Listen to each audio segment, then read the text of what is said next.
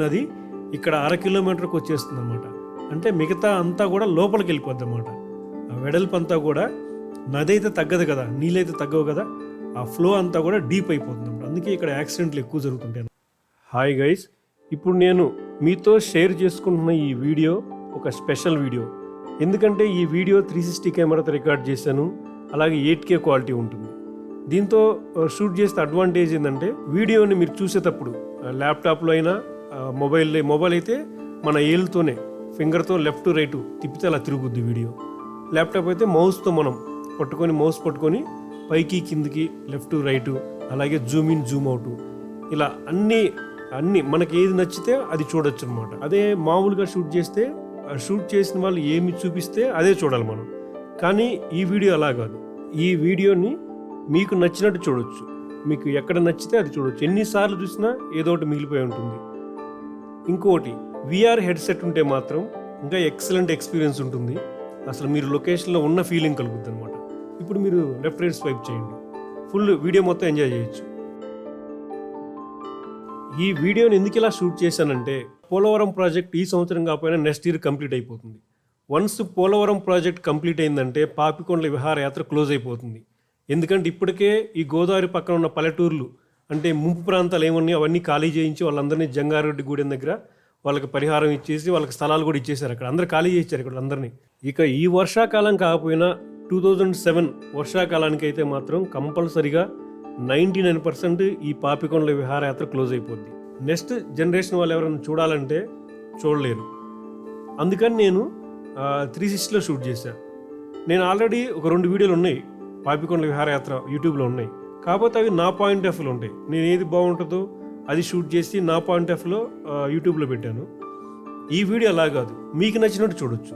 మీరు left right swipe చేసుకుంటూ 360 డిగ్రీలో చూడొచ్చు. ఇంకా VR హెడ్సెట్ ఉంటే నెక్స్ట్ లెవెల్. ఇప్పుడు మనం త్వరలో మునిగిపోతున్న ఈ పాపికొండల గురించి కొంత వివరంగా తెలుసుకుందాం. తూర్పు కనుమల్లోని దట్టమైన అడవులతో కూడిన ఒక పర్వత శ్రేణి ఈ పాపికొండలు. ఇది ఆంధ్రప్రదేశ్లోని పశ్చిమ గోదావరి, తూర్పు గోదావరి జిల్లాల నడుమ ఉన్నాయి. ఈ పాపికొండలు దాదాపుగా 1000 చదరపు కిలోమీటర్ల విస్తీర్ణంలో వ్యాపించి ఉన్నాయి. అంతరించిపోవడానికి దగ్గరలో ఉన్న అలాగే అరుదైన మొక్కలు, పక్షులు, జంతువులు ఈ అడవులలో ఉన్నాయి. ఈ పాపికొండలు రాజమండ్రికి 60 కిలోమీటర్ దూరంలో, అలాగే భద్రాచలానికి 70 కిలోమీటర్ దూరంలో ఉన్నాయి. ఈ పాపికొండల ప్రాంతం జాతీయ ఉద్యానవనంగా గుర్తించబడింది. ఈ ఉద్యానవనాన్ని 1978లో వన్య సంరక్షణ కేంద్రంగా గుర్తించారు. ఆ తర్వాత 2008లో ఈ ప్రాంతాన్ని జాతీయ ఉద్యానవనంగా గుర్తించారు. ఈ ప్రాంతంలో సాధారణంగా చెట్లు ఆకులు రాల్చవు. ఇది ఒక స్పెషల్ అన్నమాట. ఇక్కడ ఇది ప్రశాంతమైన, సుందరమైన, ఆహ్లాదకరమైన ప్రదేశం. ఇక్కడ ఉన్న కొండలు, జలపాతాలు, గ్రామీణ వాతావరణం కారణంగా ఈ ప్రాంతాన్ని ఆంధ్ర కాశ్మీర్ అంటారు. ఈ అడవుల్లో పెద్ద పులులు, చిరుత పులులు, నల్ల పులులు, అడవి దున్నలు, జింకలు, దుప్పులు, నక్కలు, తోడేళ్ళు, ఇలా అడవి జంతువులు, అలాగే ఔషధ మొక్కలు, అంతరించిపోవడానికి దగ్గరగా ఉన్న విషకీటకాలు, ఇలా చాలా రకాల వన్యప్రాణులు, ఔషధ మొక్కలు ఈ అడవుల్లో ఉన్నాయి. ఇప్పుడు మీరు చూస్తుంది పశ్చిమ గోదావరి జిల్లాలోని పేరంటాలపల్లి. ఇక్కడ గోదావరి పరివాహక ప్రాంతం చాలా తక్కువగా నేరోగా ఉంటుంది. ఇక్కడ చాలా లోతుంటుంది గోదావరి. ఈ పేరంటాలపల్లిలో శ్రీరాముని వాకిటం అనే ఆశ్రమం ఉంది. ఈ ఆశ్రమంలోనే శివాలయం కూడా ఉంది. 18వ శతాబ్దంలో రాజమండ్రి నుంచి ఒక మునీశ్వరుడు లాంచీపై బయలుదేరి భద్రాచలం వస్తూ పేరంటాలపల్లి దగ్గర రాత్రి కావడంతో అక్కడే బస చేశారు. ఆ రోజు కలలో భగవంతుడు కనిపించి ఆయనకి ఇక్కడ ఒక ఆలయం నిర్మించమని ఆదేశించాడు. దానికి అనుగుణంగానే ఆయన ఇక్కడే నివాసం ఏర్పాటు చేసుకుని ఒక ఆలయం నిర్మించుకొని అక్కడే ఉండిపోయాడని ఈ ప్రాంతవాసులు చెప్తారు. ఆయన వల్ల ఈ గిరిజనులకి విద్యాబుద్ధులు, వైద్య సౌకర్యాలు కల్పించబడ్డాయి. అందుకని ఆ మునీశ్వరుని వాళ్ళు ఆరాధ్య దైవంగా భావిస్తారు.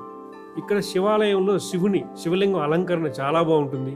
అలాగే ఇక్కడ ఒక జలపాతం, వాటర్ ఫాల్ ఉంటుంది, చాలా బాగుంటుంది. ఇక్కడ పనస చెట్లు, పోగ చెట్లు, చూడటానికి ఈ ప్రాంతం చాలా ఆహ్లాదకరంగా ఉంటుంది. పాపికొండల విహారయాత్ర మనకి 2 రాష్ట్రాల నుంచి ఉంది. ఆంధ్రప్రదేశ్ నుంచి అయితే రాజమండ్రి వైపు నుంచి, తెలంగాణ నుంచి అయితే భద్రాచలం నుంచి స్టార్ట్ అవుతుంది. మొదటగా మనం ఆంధ్రప్రదేశ్ నుంచి చూద్దాం. రాజమండ్రి నుంచి పోచమ్మ గండి వరకు రోడ్డు మార్గం ఉంటుంది. అక్కడ నుండి లాంచీలో పూడిపల్లి, సిరివాక, పేరంటాలపల్లి ఈశ్వరాలయం, ఇప్పుడే మనం చెప్పుకున్నాం కదా పేరంటాలపల్లి ఒక ఆశ్రమం ఉందని, ఆ ఈశ్వర ఆలయం వరకు సాగుతుంది. అక్కడి నుంచి వాళ్ళు మళ్ళీ రిటర్న్ రాజమండ్రి వెళ్ళిపోతారు. ఇప్పుడు మనం భద్రాచలం వైపు నుంచి చూద్దాం. భద్రాచలం నుండి పోచవరం వరకు 70 కిలోమీటర్ల దూరం ఉంటుంది. అంతవరకు రోడ్డు మార్గం ఉంటుంది. ఆ తర్వాత మనం లాంచీలో పేరంటాలపల్లి, సిరివాక నుంచి ఎన్నికి వస్తాం అనమాట. మొత్తం 3 అవర్స్ ఉంటుంది ఈ జర్నీ. అటు ఆంధ్రప్రదేశ్ నుంచి వచ్చేవాళ్ళు, ఇటు భద్రాచలం నుంచి వచ్చేవాళ్ళు ఇద్దరికి కూడా సిరివాక, పేరంటాలపల్లి టచ్ అవుతాయి. ఆల్రెడీ మనం పేరంటాలపల్లి గురించి చెప్పుకున్నాం. అక్కడ ఒక శివాలయం ఉంది, ఆశ్రమం ఉందని ఆల్రెడీ చెప్పుకున్నాం. ఇంకా మిగిలింది సిరివాక. ఈ సిరివాక ఒక స్పెషల్ అక్కడ, ఎందుకంటే అక్కడ నైట్ స్టే ఉంది. మనం 3 టైంలో బోట్లో అక్కడ దిగామంటే ఆ కొండ మీద ప్రశాంతమైన వాతావరణం, చుట్టూ గోదావరి నది, వెదురుతో చేసిన ఇల్లు, ఎటు చూసినా పచ్చని ప్రశాంతమైన వాతావరణం. సో ఆ రోజు సన్సెట్ చూసుకోవచ్చు మనం. ఆ నైట్ ఇక్కడ మొబైల్ ఫోన్స్ పనిచేయవు. మన ఈ బోట్ జర్నీ స్టార్ట్ అయినప్పటి నుంచే మొబైల్ ఫోన్స్ పనిచేయవు, ఏర్లో సిగ్నల్ ఉండదు. సిగ్నల్ ఉంటే నేను డ్రోన్తోనే షూట్ చేసేవాడిని. ప్రశాంతమైన వాతావరణం అన్నమాట. ఇది ఒక మరో ప్రపంచం. ఆ నైట్ అక్కడ స్టే చేసి మార్నింగ్ మళ్ళీ సన్ రైజ్ చూసుకొని మధ్యాహ్నం తర్వాత ఎప్పుడో 3 మళ్ళీ బోట్ వస్తుంది కదా, అప్పటి వరకు ఆ వాతావరణంలో హ్యాపీగా గడపవచ్చు. గోదావరి నది కూడా చాలా దగ్గరగా ఉంటుంది. అసలు ఎక్సలెంట్ ఎక్స్పీరియన్స్ అనమాట.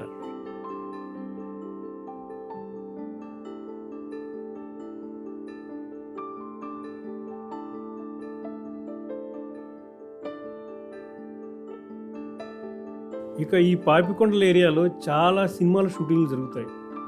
ఇంకా శేఖర్ కమ్ముల గారు అయితే డైరెక్ట్గా ఈ పాపికొండల విహారయాత్ర మీదే కంప్లీట్గా ఒక సినిమా తీశాడు, గోదావరి అని. అలాగే చాలా సినిమా షూటింగ్లు జరుగుతాయి. ఇప్పటి నుంచి కాదు, బ్లాక్ అండ్ వైట్ సినిమా నుంచి ఇప్పటివరకు కొన్ని వందల సినిమాల షూటింగ్ ఇక్కడ జరిగాయి.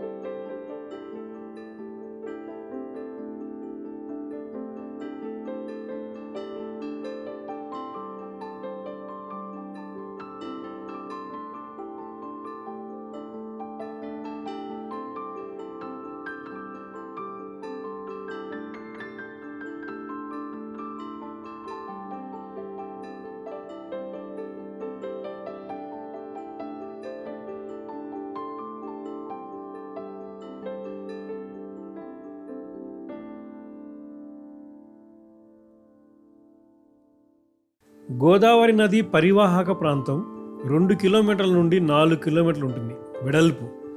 మనం రాజమండ్రి దగ్గర చూసామంటే ఆ బ్రిడ్జి మీదే ట్రైన్ దాదాపుగా 1 నిమిషం పాటు జర్నీ చేస్తుంది. అంత వెడల్పు ఉంటుంది గోదావరి నది. కానీ ఈ పాపికొండల దగ్గరకు వచ్చేసరికి 1/2 కిలోమీటర్ ఉంటుంది. అంటే అటువైపు కొండ ఇటువైపు కొండ మధ్యలో గోదావరి నది ప్రవహిస్తుంది.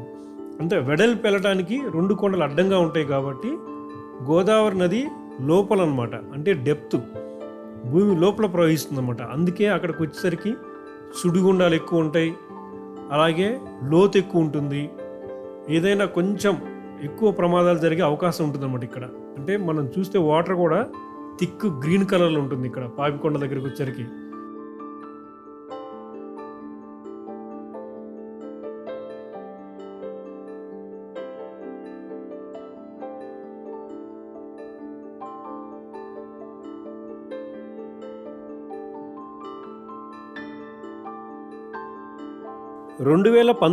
సెప్టెంబర్లో పోలవరం నుండి పాపికొండల విహారయాత్రకు బయలుదేరిన ఒక బోటు కచ్చులూరు వద్ద గోదావరి నదిలో మునిగిపోయింది. ఈ దుర్ఘటనలో 45 మంది ప్రయాణికులు చనిపోయారు.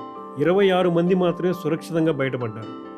ఈ మునిగిపోయిన బోట్ని తీయటానికి ధర్మాడి సత్యం బృందానికి దాదాపుగా 1 నెల రోజులు టైం పట్టింది.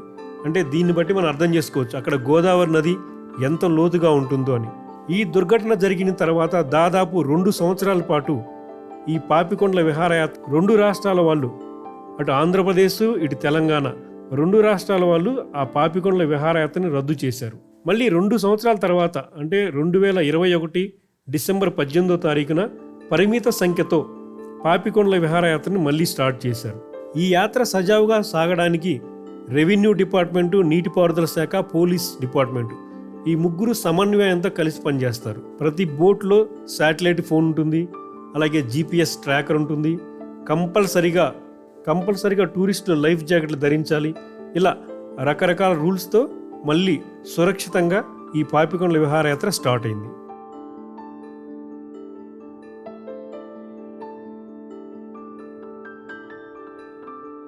ఇక్కడ ఈ పాపికొండలు 20 మీటర్ల నుండి 850 మీటర్ల ఎత్తు వరకు ఉంటాయి.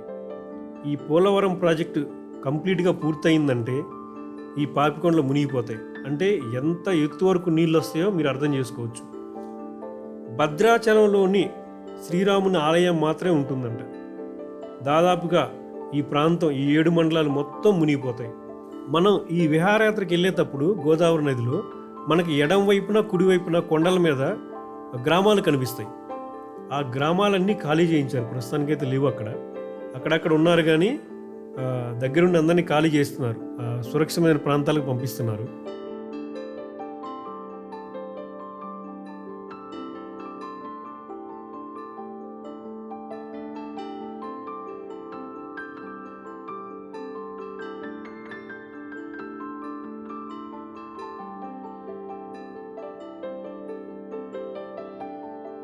ఇక ఫైనల్గా టికెట్ ప్రైస్ వచ్చి విహారయాత్రకు వచ్చి 950 రూపాయలు. మార్నింగ్ టిఫిన్, మధ్యాహ్నం భోజనం పెడతారు. సిరివాకలో నైట్ స్టే ఉండాలంటే ఇద్దరికి కలిపి 5,500 రూపాయలు. ఇంకా ఈ 360 కెమెరాతో షూట్ చేసిన ఈ పాపికొండల విహారయాత్ర వీడియో ఎలా ఉందో మీరు కామెంట్స్లో కామెంట్ చేయండి. Thank you friends, thank you for watching. మళ్ళీ మరొక వీడియోలో మళ్ళీ కలుద్దాం.